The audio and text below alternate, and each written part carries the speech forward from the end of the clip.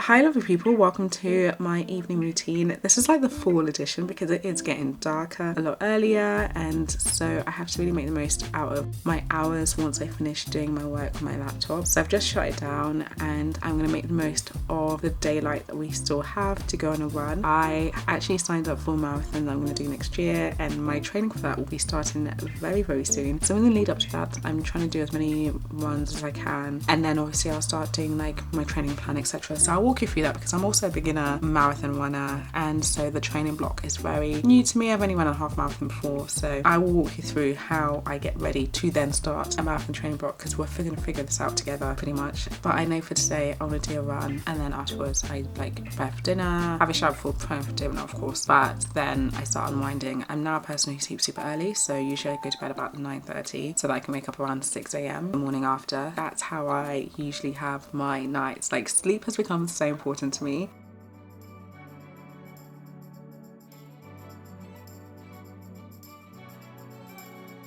And this is the fit for the run. I have my Country Road bum bag, USA Pro leggings, Nike, I don't know what that's called, but I just know it's Nike.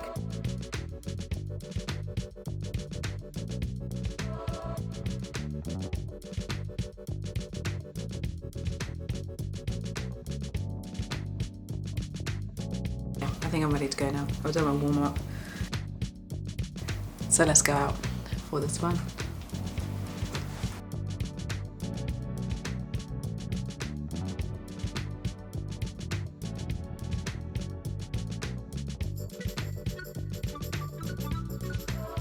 I've just come back from that run, and let me tell you what, every single kilometre that I did made me work for it. That was hard. Like, you know what? You have good runs and you have bad runs, and you just have hard runs. And that was a hard run. I don't know what it was that just didn't align with my body on today's run. But funny enough, when I looked at my timings, this was quicker than I've ran 5k in a long time, and I didn't stop. So yeah, I worked hard for those milestones in today's run. But yeah, that's me being honest. Not every run is a good run.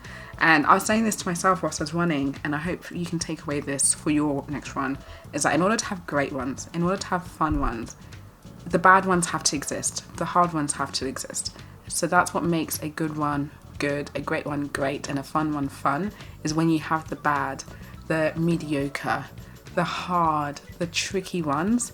It will make you appreciate when it does go right. So that was that thing that I told myself throughout the entire run, is that you can do hard things. And I think that's one thing that I've really picked up a lot on this running journey that I've been on, is that you do a lot of self-talk because it's just you and it's the run. Like, there's no other person that you're doing it with, unless you're running with someone else of course, but you are with your mind the whole time. And it can be a place where if you don't build up positive self-talk, it can be really tricky, especially when you do have the hard runs or it's just a long one, like you are talking to yourself.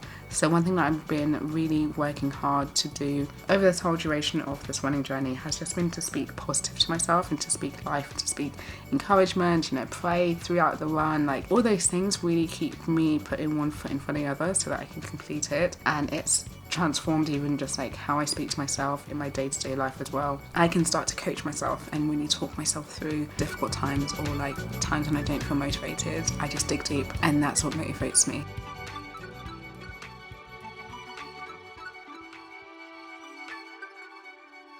Let's go to bed.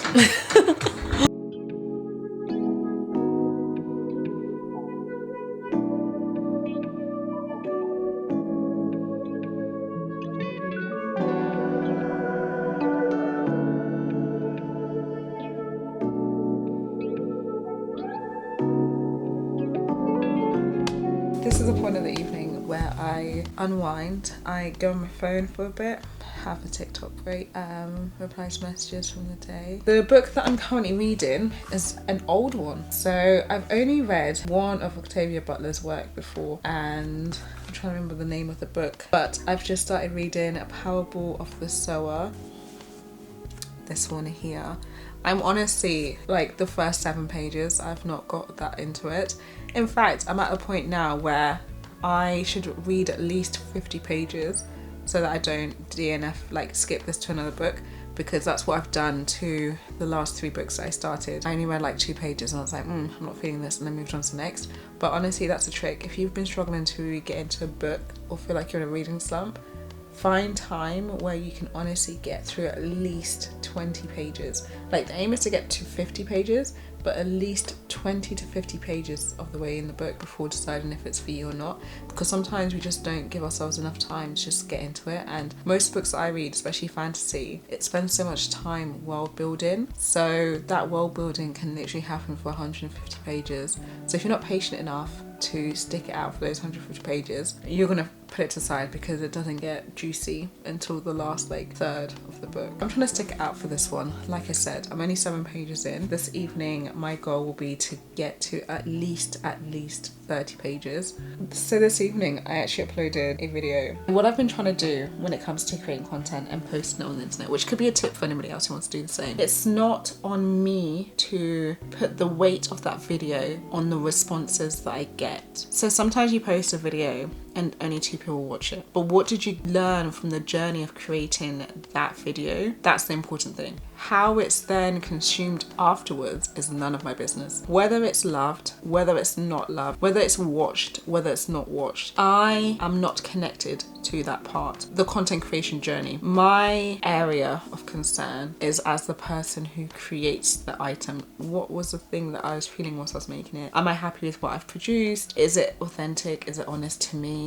And then the rest just happens outside of me. And I think that's one of the healthiest ways to look at content, because if you focus so much time on whether people are loving it, people are hating it, or whether it's had 2 views or 20,000 views, if you put too much weight in that area, then it's going to impact how you create stuff going forward. And I don't want to base my content creation or my creativity on that, because it comes and it goes. People will love you today and they'll hate you tomorrow, or the people will build you up and they'll take you down. That's kind of how I feel when it comes to posting. But I just really wanted to share my philosophy when it comes to making content. But anyway, let's get back to reading. And if you got this far into the video, thank you so much for watching. This has been my evening routine. I hope you got to see what I do to unwind after working. And yeah, obviously some nights look different, but for the most part this is just like how I relax after a long day.